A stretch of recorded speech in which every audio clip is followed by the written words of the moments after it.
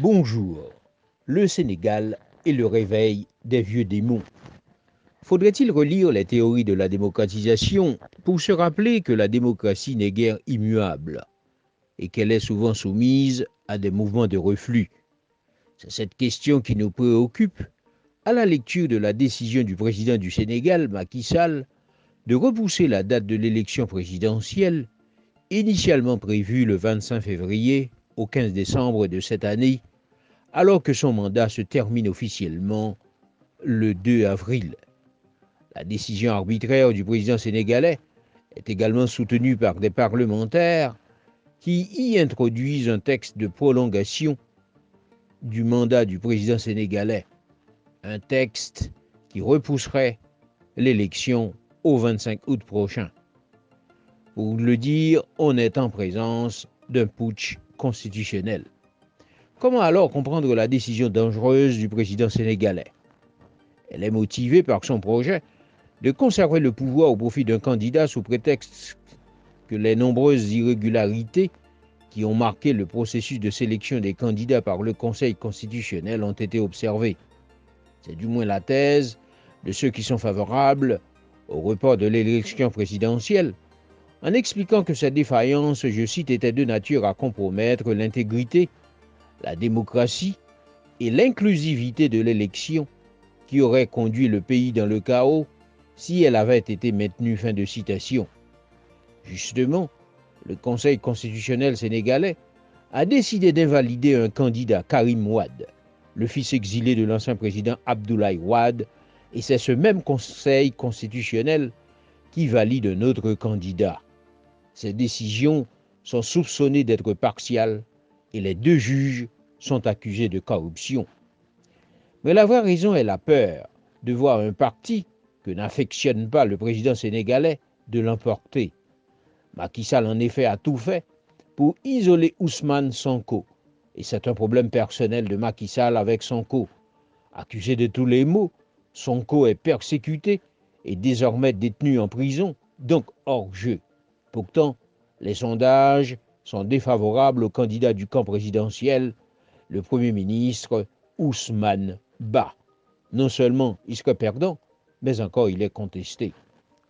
Cette décision arbitraire rejetée par les Sénégalais dans leur grande majorité, les principales forces politiques et la société civile expriment leur colère en occupant les rues où les manifestants sont matés par des forces de police à coups de gaz lacrymogène.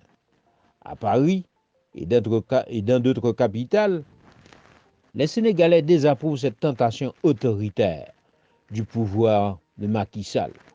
Dans une démocratie, faut-il le rappeler, on ne décide pas en faveur de son vainqueur, sauf s'il s'agit d'une démocratie dévoyée par de nombreux régimes en Afrique. Ces régimes organisent le scrutin quand ils s'assurent de pouvoir les gagner. Sinon, ils bricolent des modes de confiscation du pouvoir. On l'a vu au Congo-Brazzaville, au Togo, au Gabon, au Tchad, souvent avec l'assentiment de la puissance coloniale, la France. Mais le Sénégal était le modèle d'exception en Afrique.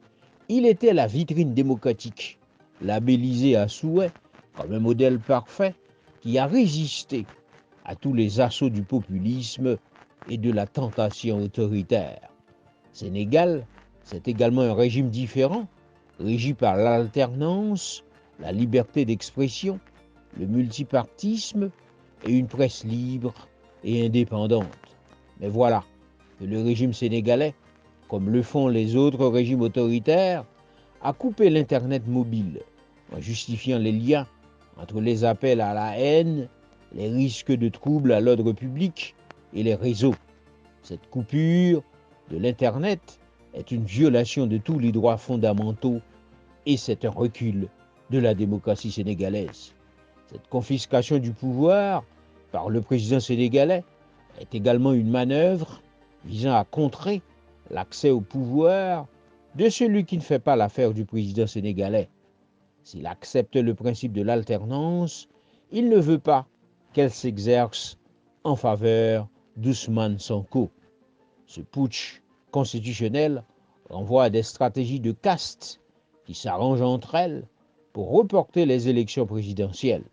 Cette caste traditionnelle est le prolongement de la démocratie par l'instrumentalisation du pouvoir et l'interférence des forces de l'ordre.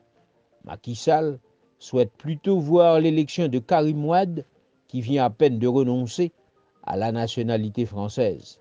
Certains soupçonnent déjà les autorités françaises d'avoir apporté un coup de main à Karim Wade, indiquant que la procédure a été accélérée au profit de l'ancien président.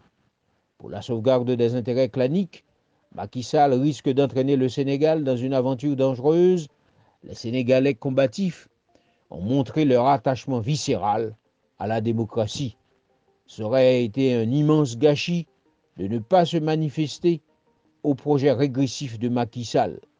Le Sénégal vent debout vient de montrer à la face du monde que son modèle survivra, même s'il faut être en vigie ou en guetteur qui observe les moindres intrusions et sévit pour les empêcher de faire des dégâts.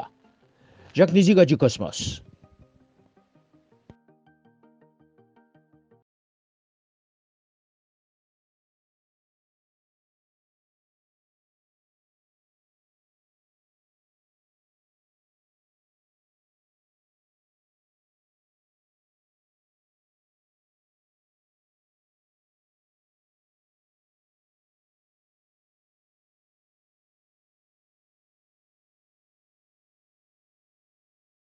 Merci parce que vous avez abonné à la chaîne.